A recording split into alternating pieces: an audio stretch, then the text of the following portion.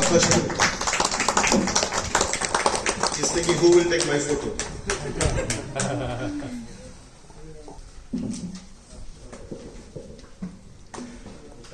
Project Akash, सब लोग volunteer media team. Photo कोई भी ले, किसको ना photo. Somebody can take photo in iPhone 14 Pro. If it's not there, it's not photo. Unfortunately, that situation. We want to thank all the volunteers.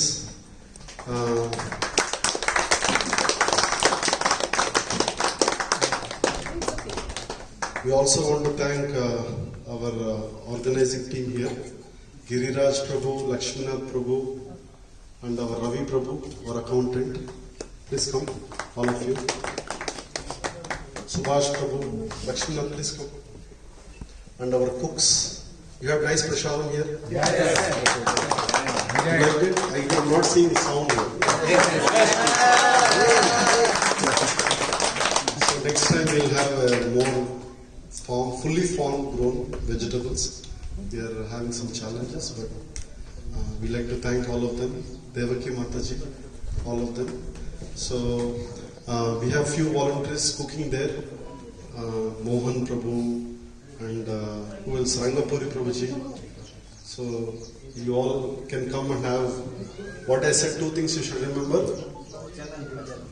Bhojan and thank you very much. And also Krishna Raji for gracing this occasion. We are very fortunate.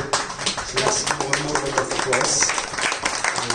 Please keep visiting us and give your association. And whoever came today, all the guests, I could not name everybody. We apologize, missed some names. So thank everybody. हमारे साथ में भाई कमलेश जी हैं जो अपना परिवार छोड़ के इस मिशन में निरंतर लगे हुए हैं. देखिए बहुत सारे लोग ऐसे होते हैं ना जो पर्दे के पीछे काम करते हैं, वो कभी नजर नहीं आते सामने, लेकिन बैकग्राउंड में उनका बहुत बड़ा रोल होता है. मैं उनको आमंत्रित करता हूँ एक बार डॉक्टर साहब से.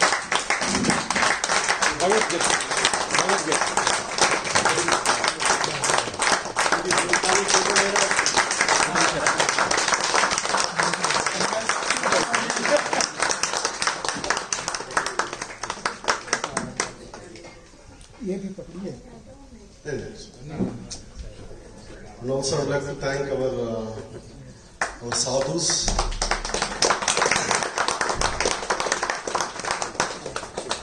We will thank Pawan Putra Prabhuji. Please get up, Prabhuji. Just be get up there. He manages 500 cows, 140 acres. He stays in a farm near Juhu. It's called Talasari in Bombay.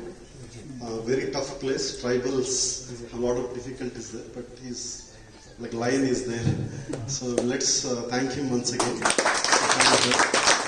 have should get Achyut Mohan Prabhuji. Hare Krishna. He's dedicated his life. He is developing a farm near Sirisillam, 16 acres. This farm. So they're doing a lot of things there. So we have a big project to come up there. Thank you, Prabhu. So I apologize if I forgot any names.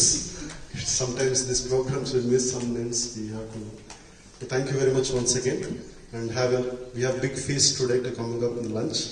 So up to that you have a good time in Akash. Hare Krishna.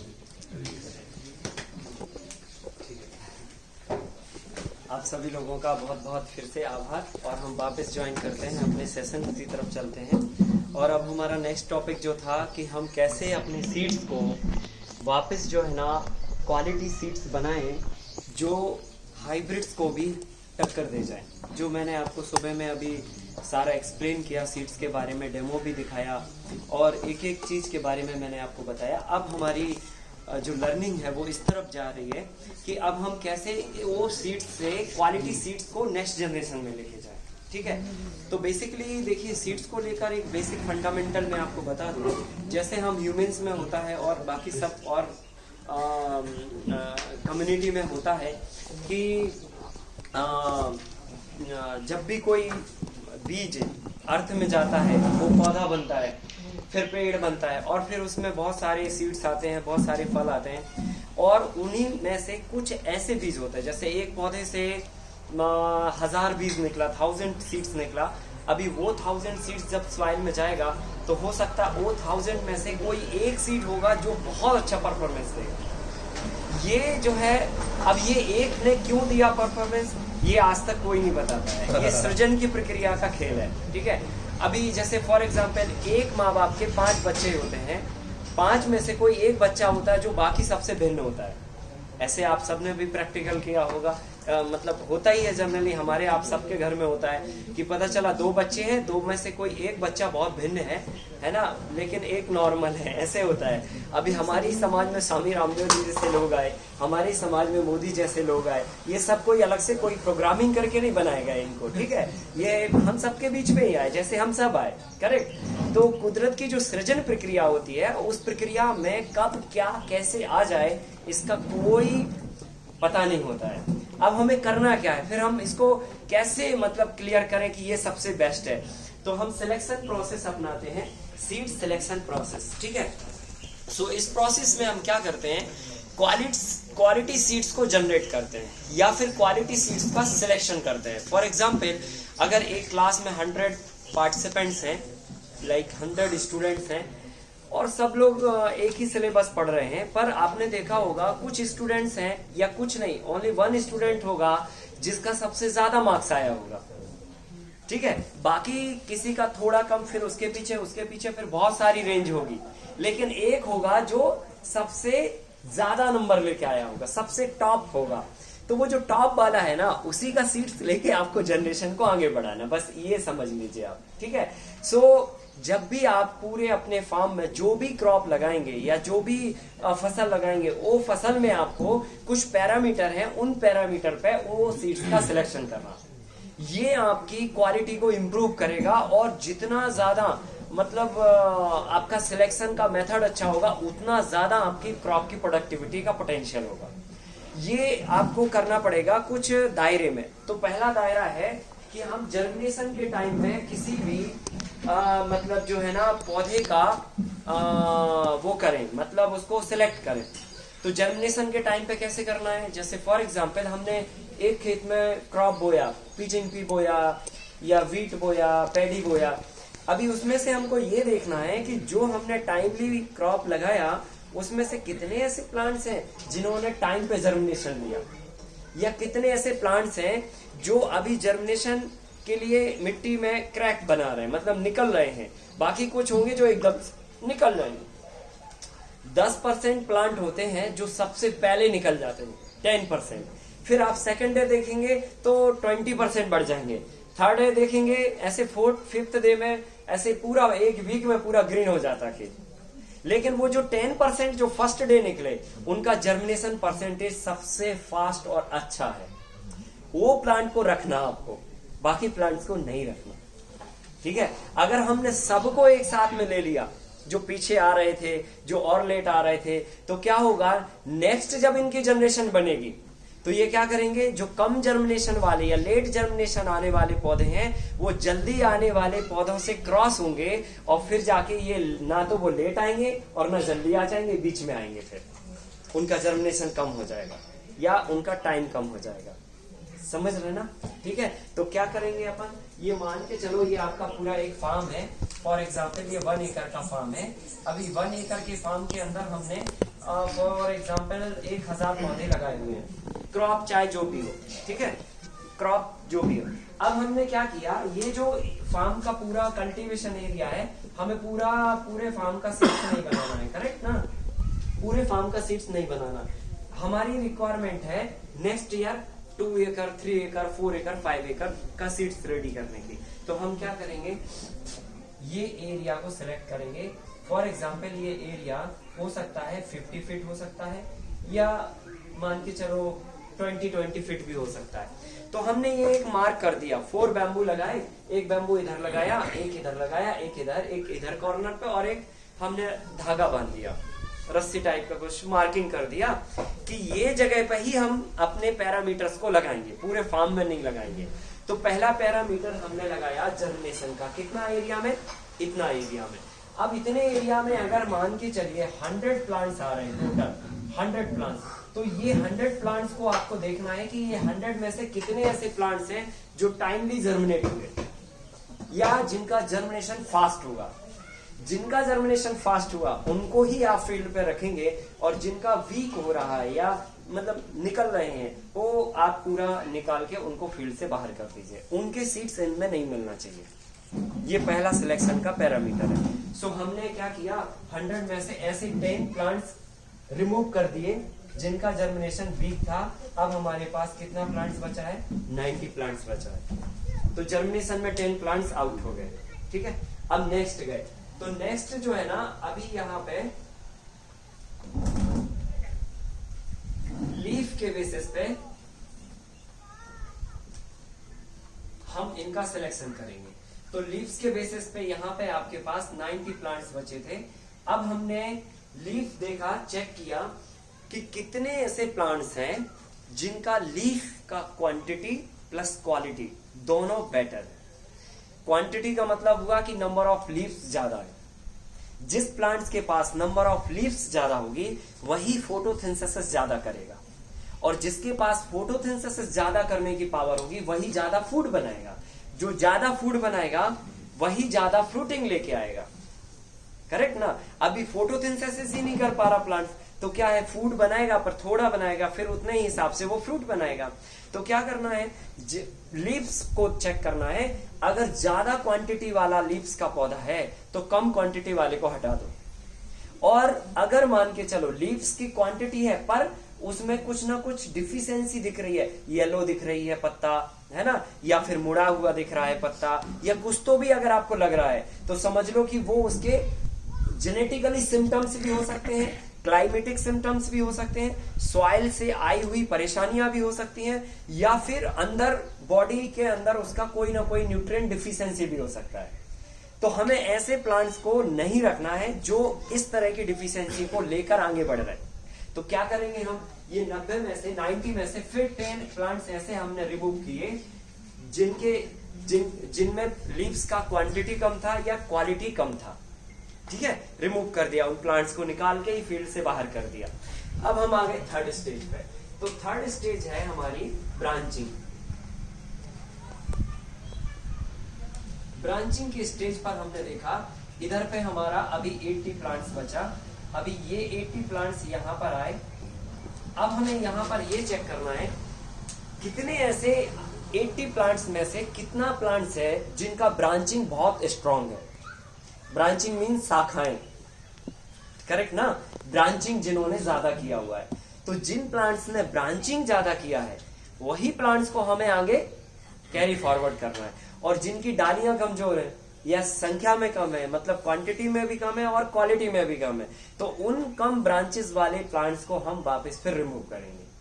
हमें उनको आगे generation में नहीं लेके जाना। अगर गए तो फिर मामला फिर गड़बड़ होगा, क्योंकि यहाँ पे एक प्लांट्स ने जर्मिनेशन तो अच्छा किया, लीव्स भी अच्छा बनाया, लेकिन ब्रांचिंग नहीं बना पाया, ठीक है। जैसे आप इंडियन आर्मी को देख लीजिए, आप उधर पे जब किसी का सिलेक्शन होता है तो मतलब एक पैरामीटर नहीं होता कि आप दौड़ के आ गए तो ठीक है आप जाएंगे आर्मी में, करेक्ट ना।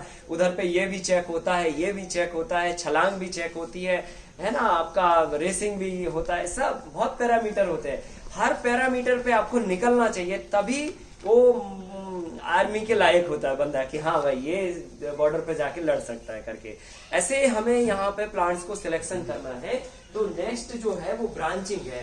इनकेस अगर ये यहाँ निकल गया पर यहाँ रह गया तो इसका मतलब ये आगे नहीं जाएगा। ये हर पैरामीटर पे खरा उतरना चाहिए प्लांट।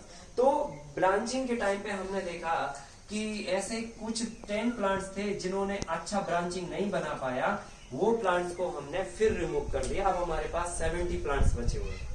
अब आगे हम और आगे 4th नंबर पे हम चेक करेंगे फ्लावरिंग के टाइम पे।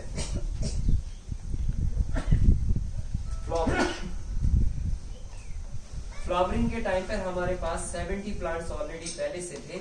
अब हमें ये चेक करना है कि कितने ऐसे प्लांट्स हैं जिनमें फ्लावर्स फुलफिल आए, फुलफिल मतलब फुल भर के आए, और या फिर उनका कितने ऐसे प्लांट्स हैं जिनमें फ्लावर्स कम आए हैं, या फ्लावर्स आए तो हैं लेकिन वो गिर गए, ड्रॉप हो गए। ऐसे भी बहुत सारे प्लांट्स हो सकते हैं। जैसे फॉर एग्जाम्पल आपने ह्यूमंस में देखा होगा, मतलब गायों में भी देखा होगा, कई जगह पर जानवरों में भी ऐसे होता है, गर्भ नहीं ठहरता लेकिन बॉडी पूरा बना है, सब कुछ है फिट, लेकिन उनका गर्भ नहीं ठहर रहा। ऐसी प्लांट्स में भी होता है कि कोई भी ऐसा भी प्लांट्स हो सकता है जिसका फ्लावर ड्रॉप हो जाता हो, फल नहीं बन पाता हो। आपके जीवन में ऐसे कई हो सकता है, आपको याद हो कभी किसी ने बताया हो कि फूल तो बहुत आते हैं लेकिन फल नहीं बनते, उनमें सारे फ्लावर ड्रॉप हो जाते हैं। सो ये क्या है ना, ये जेनेटिकली डिफिशियंसी है उसकी, समझ गए ना। ये हो सकता है, ये दो कारणों से होती है, एक तो डिफिशियंसी से होती है ना, या तो फिर होता है क्या बोलते हैं हार्मोन्स डिसऑर्डर्स होने से, और या तो जेनेटिकली भी हो सकता है कि इसके जो पिताजी और माताजी होंगी उनका भी ये गड़बड़ होगा कुछ तो भी, है ना, ऐसे हो सकता है। तो कुल मिला के ये कैरेक्टर कहीं से भी आ सकता है, पर ये कैरेक्टर आगे फॉरवर्ड नहीं होना चाहिए। अगर फॉरवर्ड हुआ तो वो सब मिक्सचर बन जाएगा आपके सारे सीड्स में, ठीक है। तो क्या करना है, जिनका फ्लावरिंग डिस्टर्ब है, या हो सकता है कि वो वैरायटी किसी से कंटामिनेट हो गई हो, हमें समझ में नहीं आई हो, जब हमने सीड्स लिया तो जब किसी ने ये सीड्स बनाया होगा तो नेचुरल पॉलिनेशन हो गया होगा, नेचुरल पॉलिनेशन हुआ तो ये बीज का कलर दिखने में तो लगभग सेम था, लेकिन जब वो फ्लावर्स पे आया तो वो अलग दिखने लगा। इसका मतलब ये किसी और से कंटामिनेटेड होके आया, तो वो हमें अलग करना, नहीं तो क्या होगा, ये वैरायटी फिर उसी कॉम की दूसरी वैरायटी से क्रॉस हो जाएगी, फिर एक कुछ नया कैरेक्टर आ जाएगा, है ना। तो ये चेक करना है, तो क्या करना, फ्लावरिंग के टाइम पे शॉर्ट लिस्ट करना, कितने ऐसे फ्लावर्स पौधे हैं जिनका फ्लावर्स फुलफिल है और एक जैसा कलर का है, उनको रखिए। और जिनका फ्लावर्स थोड़ा भी डिफर लग रहा है कि यार इसका कलर चेंज है, इसका साइज चेंज है, इसका क्वांटिटी कम है और ये ड्रॉप हो रहे हैं, या इस तरह का कुछ भी एक भी आपको सिम्टम्स मिले, उनको अलग कर दीजिए। तो हमने यहाँ पे फिर अराउंड 10 प्लांट्स को फिर अलग किया। अब हमारे पास 60 प्लांट्स बचे हुए हैं, ठीक है। अब देखिए नेक्स्ट प्रोसेस है 5th नंबर का, फ्रूटिंग का टाइम देखना है। तो फ्रूटिंग के टाइम पे हमें 60 प्लांट्स मिले हुए थे। आज 60 प्लांट्स में से हमें ये चेक करना है कितने ऐसे प्लांट्स हैं जिनमें फ्रूट सही लगे हैं, है ना। अब फ्रूट्स में भी क्या होगा, हो सकता है साइज छोटी रह गई हो सकता है कोई फ्रूट ड्रॉप हो गया हो, पकने पे ना आया हो सकता है कि फ्रूट्स की क्वांटिटी कम आई हो सकता है मतलब कुछ भी हो सकता है, कलर चेंज हो गया हो, साइज चेंज हो गई हो, कलर चेंज हो गया हो, कम आया हो, है ना, इस या ड्रॉप हो गया हो। ये 4 में से कोई भी 1-2 कैरेक्टर आपको मिल गए तो समझ लेना वो प्लांट्स के हमें सीड्स आगे नहीं मिले। अगर ऐसे सीड्स गए आगे तो ये देसी बीजों में कम से कम 60% प्रॉब्लम आएगी आपको। आप कहोगे साहब है देसी बीज लेकिन वो फलते नहीं है ढंग के, फूल आते हैं लेकिन झड़ जाते हैं, ऐसे आप बोलोगे फिर। तो ये कब दिक्कत होती है, जब सिलेक्शन नहीं होता प्लांट्स का, तब होती है। तो अगर हम ये प्रोसेस अपना दिए, ऐसे प्लांट्स को सिलेक्ट कर लिए जिनमें प्रॉपर फ्रूट है और टकाटक सब कुछ बेस्ट है, उन प्लांट्स को हम लेके जाएंगे। और अगर कोई गड़बड़ दिखा हमें तो इसको हम फील्ड से अलग नहीं करेंगे, इसको हम मार्क कर देंगे। मार्क मीन्स कुछ तो भी टैग लगा देंगे या हम उस पर कलर कर देंगे, कुछ धागा बांध देंगे कि ये प्लांट्स को हमें नहीं लेना, या जिनको लेना उनको टैग कर दीजिए, ठीक है। अब इससे क्या होगा, ये अलग नहीं करना क्योंकि फ्रूट आ गए ना अब इसमें, अब अलग करने से क्या फायदा होगा, अब इसके बाद कुछ नहीं होने वाला, ठीक है। तो ये मतलब आपके पास टोटल बचे कितने, 50 प्लांट्स। ये 50 प्लांट्स को आप अलग हार्वेस्ट करेंगे, कब तक, जब तक ये फील्ड में पूरी तरह से ड्राई ना हो जाए इनके सीड्स। अगर आपने मान के चलो थोड़ा भी अगर उसमें कच्चा रहा सीड्स और हार्वेस्ट किया तो जहां स्टोर करोगे वहां कीड़े आएंगे।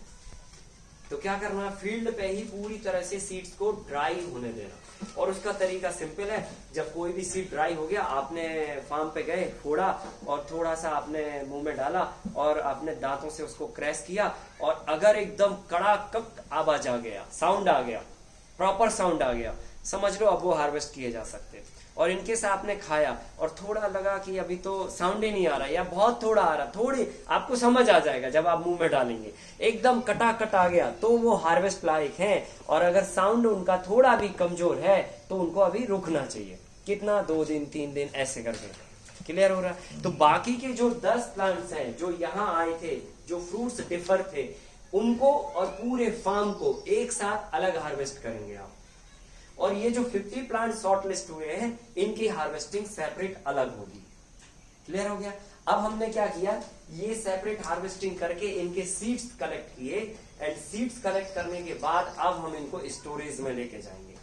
अब नेक्स्ट प्रोसेस है स्टोरेज की। अभी सीड्स यहां तक हमने बना लिया। अभी ये जो सीड्स आया है, इसमें 2 पैरामीटर और हमें करने हैं, मतलब 2 पॉइंट और करने हैं। पहला पॉइंट है, 6 नंबर का पॉइंट होगा इसमें सॉर्टिंग करना। सॉर्टिंग करना या उसको ग्रेडिंग करना भी बोल सकते हैं। तो ग्रेडिंग में क्या करेंगे आप, फॉर एग्जाम्पल अभी ये जो 50 प्लांट का सीड्स लिया, उसमें बहुत सारा फ्रूट्स था और फ्रूट्स के अंदर सीड्स था। अब वो जो फ्रूट्स आया, अभी उसमें से मतलब फ्रूट सारे सही थे, लेकिन एक फ्रूट्स के अंदर एक सीड्स कमजोर था, वो आपको बाहर से नजर नहीं आया। तो क्या करेंगे, फिर ग्रेडिंग करेंगे ना। सारे सीड्स जब इकट्ठा हार्वेस्ट हो जाएंगे तो ग्रेडिंग करके आप जो है ना उन्हें शॉर्ट लिस्ट फिर वापस करेंगे। कितने ऐसे सीड्स हैं जो साइज के पैरामीटर में ठीक नहीं बैठ रहे, कितने सीड्स हैं जो वेट के पैरामीटर में ठीक नहीं बैठ रहे, उनको भी अलग कर दोगे आप। ठीक है, तो छन्ना लगा दोगे, उसको सॉर्टिंग कर दोगे, सॉर्टिंग मतलब ग्रेडिंग कर दोगे, और ग्रेडिंग करने के बाद जो सीड्स आए, अब वो सीड्स जेनेटिकली एकदम हर पैरामीटर पे फुलफिल है। उन बीजों को आप लगाओगे तो हाइब्रिड से भी आप रेस कर जाओगे, क्योंकि आपने वो सिलेक्शन करके सारे पैरामीटर फुलफिल किए। ठीक है, मतलब वो हर स्टेज पे, चाहे वो जर्मिनेशन हो, चाहे वो है ना उनका जर्मिनेशन 100% आएगा, फास्ट जर्मिनेशन आएगा, है ना, लीफ बहुत अच्छी आएंगी, ग्रीन आएंगी लीव्स, है ना, फोटोसिंथेसिस बढ़िया होगा, ब्रांचिंग अच्छी बनेगी, फ्लावरिंग बहुत आएंगे, फ्रूट ड्रॉप नहीं होंगे, फ्लावर ड्रॉप नहीं होंगे, ये सारे कैरेक्टर आके आपका वो वेराइटी बहुत अच्छा बन जाएगा। ठीक है, अब देखिए, अब यहां पर जब हमने सॉर्टिंग कर ली, तो सॉर्टिंग और स्टोरेज के बीच में आपको सनलाइट दिखाना है सीड्स के लिए। बिना सनलाइट दिखाए आपको सीड्स को स्टोरेज करके नहीं रखना, क्योंकि जब आपकी फील्ड में सीड्स था तो ठीक है सनलाइट पड़ी थी, ड्राई भी सीड्स था, लेकिन हार्वेस्टिंग करने में ठीक है अभी उसमें है गुंजाइश, 2-5% भी अगर मॉइस्चर है तो वो कीड़े बना देगा स्टोरेज के बाद। तो क्या करिए, उसको 3 दिन तक कड़ी धूप में सुखाइए, फैला दीजिए पतला पतला और सूखने ड्राई होने दीजिए। और ड्राई होने के बाद इवनिंग आप 4 PM सीड्स को लेके आइए और छाया में रखिए, शेडो में रखिए। शेडो मतलब ये टीन शेड में भी हो सकता है, प्लांट्स के नीचे भी हो सकता है और घर के अंदर भी हो सकता है, करेक्ट ना। तो हमने क्या किया, सीड्स को 3 डेज तक सन ड्राई किया, डायरेक्ट सन ड्राई, और फिर उसके बाद सीड्स को 4 बजे उठाया इवनिंग को और शेडो के नीचे रख दिया। अब डायरेक्ट स्टोरेज नहीं करना है। अगर आपने सीड्स को डायरेक्ट स्टोरेज कर दिया, एवरीडे शाम में 6 बजे नहीं निकाल लेना है, नहीं, लास्ट डे उठाना है सीधा डायरेक्ट, है ना। सो लास्ट डे जब आपने उठाया तो डायरेक्ट सीड को स्टोरेज में मत ले जाइए, कारण क्योंकि उसमें अभी हीट है, सूरज का गर्मी है, आप सीड्स को पकड़ेंगे गर्म लगेंगे। अभी क्या होगा, वो गर्म सीड अगर आपने ड्रम में डाल दिए तो ड्रम में क्या है, स्पेस में है हवा, एयर में है मॉइस्चर। ठीक है, अब अगर मॉइस्चर नहीं भी है, केवल एयर है, एयर तो है ही ना, ये हाथ के बीच में क्या है, एयर है। अभी हमने इसको पैक किया सीड डाल के, तो क्या होगा, वो एयर जो है ना सीड की हीट के साथ में एक्शन लेगी और पानी की बूंद बना देगी। ठीक है, और मॉइस्चर बनाया तो काम हो गया, फूड वाटर एयर जहां पर भी हुआ कीड़ों ने जन्म ले लिया। ठीक है कीड़े लग गए। तो इतना सा माइनर सा पॉइंट आपको ध्यान में रखना होगा। आप क्या करेंगे, शाम को 4 बजे सीड्स को निकालिए हीट से, मतलब सनलाइट से, और छाया में रख दीजिए और उनको ड्राई होने दीजिए। ड्राई इन द सेंस मतलब कूल, हाँ, टेम्परेचर नॉर्मल आने दीजिए, कूलिंग, हाँ कूल होने दीजिए, पर फैन वैन नहीं चलाएंगे आप, डायरेक्ट बस रखिए, बस ऐसे ही रखा रहने दीजिए। 1 आवर के अंदर, 1 आवर के अंदर वो सारा गर्म सीड आराम से कूल हो जाएगा, नॉर्मल हो जाएगा। और नॉर्मल होने के बाद आप इवनिंग को 6 to 7 PM के बीच में ही उसको स्टोरेज करिए। अगर आपने लेट किया तो अर्थ का टेम्परेचर बदल जाता है, अर्थ का टेम्परेचर बदला, पृथ्वी का टेम्परेचर बदला, तो फिर जाके फिर सिचुएशन गड़बड़ हो सकती है। तो लेट नाइट पैक नहीं करना आपको, ठीक है, क्योंकि इस संसार में टेम्परेचर का संबंध कीड़ों के जन्म और मृत्यु से है। बहुत सारे बैक्टीरिया, वायरस, आपने देखा होगा अभी ये टाइम पे कितना वायरल होता है ना, बारिश गिरती है, फिर जैसे ही वो धूप निकलती है कड़ी, सबको वायरल होता है ना। तो ये कैसे वो ये टेम्परेचर से होता है। वो जो एक ह्यूमिड टेम्परेचर जब मिलता है तो अलग अलग तरह के बैक्टीरिया, वायरस जन्म लेते हैं, और जैसे ही थोड़ा नॉर्मल होगा ना, वो ऑटोमेटिकली चला जाएगा। तो ये टेम्परेचर से भी बहुत कनेक्शंस होते हैं। मतलब अब हमें ये सब चीजें दिखती नहीं है, पर ये होती तो है, ठीक है। तो क्या करना, इवनिंग में 6 PM आप स्टोरेज में ले जाइए। स्टोरेज के लिए आप किसी भी any types of metal, any types of मतलब बर्तन आप यूज कर सकते हैं, आयरन को छोड़कर। आयरन मेटल का नहीं लेना है, ठीक है। बाकी आप प्लास्टिक भी लीजिए, स्टील भी लीजिए, ताम्र पात्र भी लीजिए, या मिट्टी का भी ले सकते हैं। इनकेस अगर आप मिट्टी का बर्तन ले रहे हैं तो उसको क्या करिए, 24 आवर पहले पानी में डिप करिए बर्तन को, पूरा अंदर और बाहर पूरा भर दीजिए, और वो बर्तन को भी डिप कर दीजिए। सेकेंड 24 आवर के बाद में वो बर्तन का पूरा पानी निकाल दीजिए, एंड फिर उसके बाद लाइम का और जैगरी का मिक्सचर बनाइए। लाइम 250 ग्राम और जैगरी 250 ग्राम, और उतना पानी मिलाइए जितना पेंट करने के लिए हमें चाहिए पड़ता है, ठीक है। सो उतना पतला करके आप पानी मिला दीजिए, और फिर जो है ना अंदर से उसको कपड़े से पेंट करिए, अंदर से वो बर्तन को, ठीक है। अब बर्तन को अंदर से पेंट करने के बाद 24 आवर उसको शैडो में ही ड्राई होने दीजिए, धूप में नहीं रखना। और धूप में रखा तो वो क्या होगा, पूरा पपड़ी जैसा निकल जाएगा, छोड़ देगा उसको। और आप शैडो में ड्राई होने देंगे तो उसके जो रंध्र होते हैं, छोटे छोटे छिद्र होते हैं, होल होते हैं जो छोटे छोटे घड़े में, वो सारे पैक हो जाएंगे और एकदम वो कंक्रीट जैसा बन जाएगा। अब उसके अंदर पानी भर दीजिए, आप एक बूंद भी रिसाव नहीं होगा उस घड़े से, ठीक है। अब फिर वो घड़े में सीड आप भर सकते हैं। तो अगर मिट्टी के बर्तन में सीड से स्टोरेज करें आप, तो ये आपको करना है, ठीक है।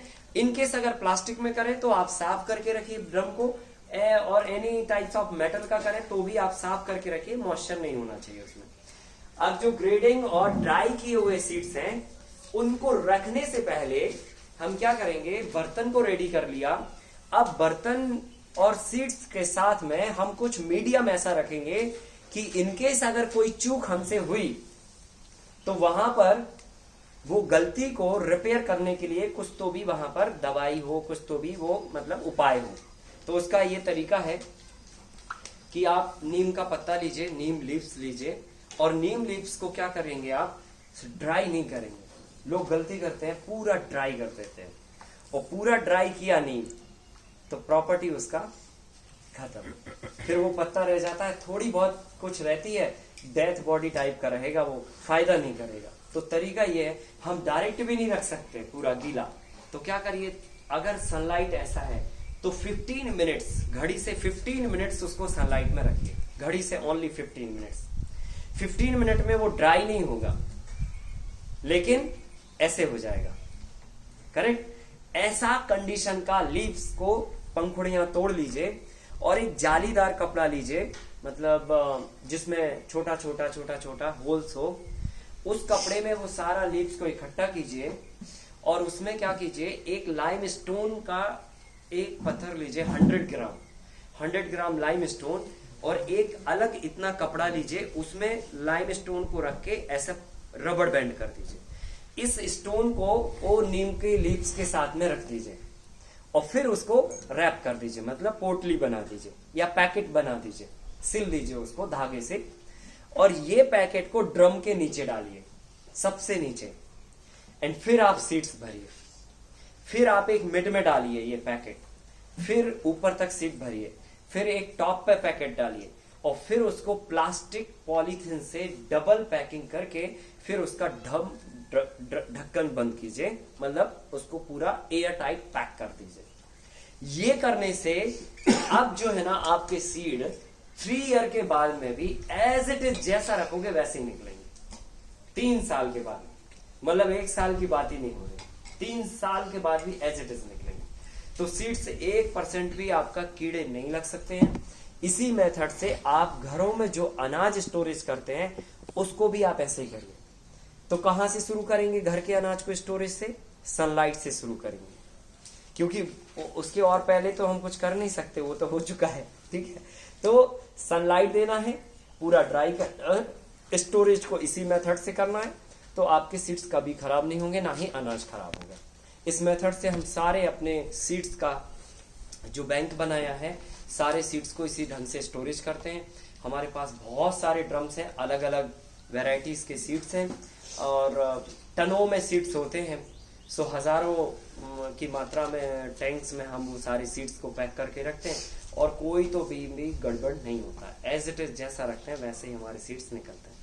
तो इतना सिंपल मेथड है, और इस पे हमने मतलब इतनी सिंपल मेथड को तैयार या सीखने में या समझने में हमको 7-8 साल लग गया, 6 to 7 ईयर लग गया। और इस बीच में हमने इतने सारे सीड्स खराब किए हैं, मतलब बहुत ज्यादा, लाखों में सीड्स खराब किए हमने, क्योंकि हम सीड्स को रखते थे पैक करके, और जब सीड्स बोने का टाइम आता था हम खोलते थे, कीड़े हो गए।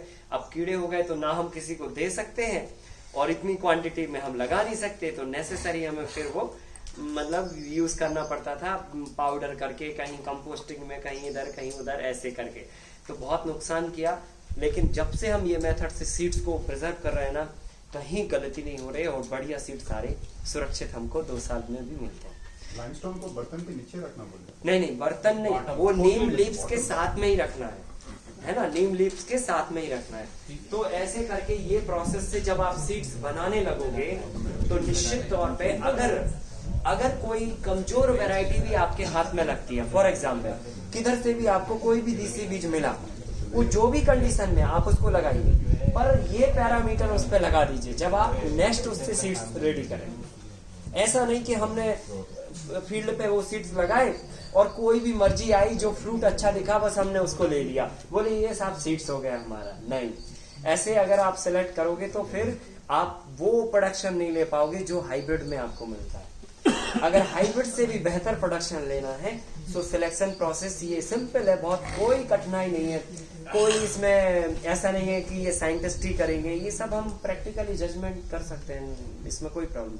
और स्टोरेज बहुत सिंपल है, ये स्टोरेज आप कर लीजिए। तो ऐसे करके हम अपने सीड्स को रिजर्व करते हैं और उच्च गुणवत्ता का क्वालिटी सीड्स हम बनाते हैं, ठीक है। और ऐसा करने में, वैरायटी सिलेक्शन करने में हमें एक वैरायटी को 5-5, 7-7 साल लग जाते हैं, कोई वैरायटी को 10-10 साल तक लग जाते हैं। तो हमने जो सिलेक्ट की हुई वैरायटियां हैं वो आप हमसे ले लीजिए, और बस ये पैरामीटर पे आप उनको नेक्स्ट ईयर बना दीजिए। तो आपको तो अगले साल ही मतलब बीज बनाना है, मतलब आपको इतना कोई जरूरत नहीं है। जो क्रॉप लगाएगा उसमें बस ये पैरामीटर लगा के नेक्स्ट ईयर बीज रख लिया, अगले साल हो गया। अब वो क्या है ना, उसकी गुणवत्ता कम नहीं होगी, हर साल इंप्रूवमेंट ही होता जाएगा, हर साल इंप्रूवमेंट, क्योंकि आप बेहतर को ही सिलेक्ट कर रहे हैं ना। अभी जो भी आया उसमें बेहतर, फिर जो आया फिर उसमें बेहतर, जो आया फिर बेहतर। तो हर साल आप बेहतर सेलेक्ट करते जाएंगे तो क्या होगा, बेहतरी की जो परफॉर्मेंस है वो आपकी बहुत अच्छा होगी। ऐसे आपको सिलेक्शन छोटी मात्रा में अगर करना है तो प्लास्टिक में ये नीम और ये पोटली डाल के कर सकते हैं। हाँ, छोटा सा भी अगर कर रहे हैं ना, इतना सा भी अगर सीड है तो उसको एक डब्बे में, आप छोटे भी डब्बे में रखते हैं, तो क्या करिए कि सिंपली आप जो है ना, नीम का छोटा थोड़ा सा पत्ती लेके 50 ग्राम का, 50 ग्राम का लाइन स्टोन को लेके, और लाइन स्टोन को पर अलग कपड़े में पोटली बनाना छोटा सा। हाँ, क्योंकि नहीं तो वो नीम में डालेंगे पूरे सीड्स में बिखर जाएगा वो। अच्छा, करेक्ट ना। हाँ, ये बताना भूल गया आपको, ये लाइम का और नीम का ऐसे हम क्यों रखते हैं, सिर्फ बेनिफिट्स क्या होता है। तो देखिए, लाइम का जो फायदा है वो ये है कि इनकेस अगर कोई थोड़ा भी मॉइस्चर रह गया उसमें कहीं पे भी स्पेस में, तो वो क्या करेगा, या जो नीम की पत्ती में मॉइस्चर है उसको एब्जॉर्ब कर लेगा, वो सोख लेगा, और जैसे ही वो मॉइस्चर सोखेगा वो भी अपनी एक गंध स्प्रेड करेगा लाइम। अभी आप जो है ना, एक बूंद लाइम पे पानी डालिए, फिर देखिए वो कैसी स्मेल क्रिएट करता है, एकदम जली हुई स्मेल आएगी, करेक्ट ना। एक तीक्ष्ण गंध आती है, हमको चुभती है वो वैसी। तो वो जो गंध है वो बीज के अंदर, ड्रम के अंदर जब वो फैलेगी तो कोई जन्म उससे पैदा नहीं हो पाएगा। फिर सेकंड, जो मुरझाई हुई नीम डाली हमने, पूरी ड्राई नहीं, तो मुरझाई हुई नीम क्या करेगी, पॉइजनस भाप क्रिएट करेगी, वाष्प बनाएगी। पूरे इन्वायरमेंट में कोई भी कीड़े को पैदा नहीं हो पाएगी। धोखे से कोई पैदा हो गया मर जाएगा तुरंत, ठीक है। तो क्योंकि उसको वहां पर एयर मिल नहीं रही है, वाटर है नहीं है, फूड बस रखा है, धोखे से थोड़ा बहुत पैदा हुआ और ऊपर से ये नीम और चूना पीछे पड़ा है, मर जाएगा। तो कुल मिला के टोटल प्रोटेक्शन आपका 100% होता है इससे। तो ऐसे आप सीड्स को बनाइए और अगले साल हर साल बीज ऐसे आप करते रहिए, ठीक है। हाँ।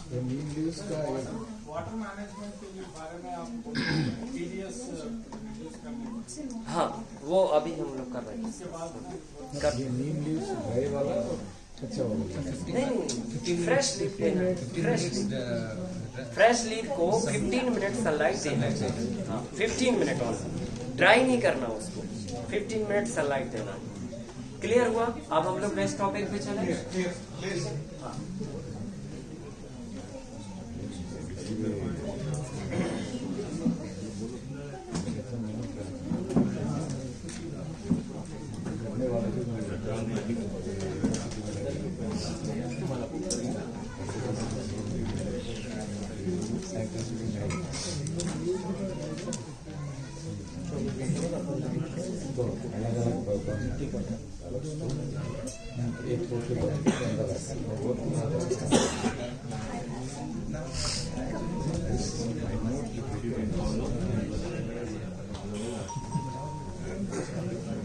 इसके बाद अब हमारा नेक्स्ट टॉपिक है जो सबसे बड़ा भी है और इस पूरी एग्रीकल्चर की डेफिनेशन को बदलने के लिए पर्याप्त है।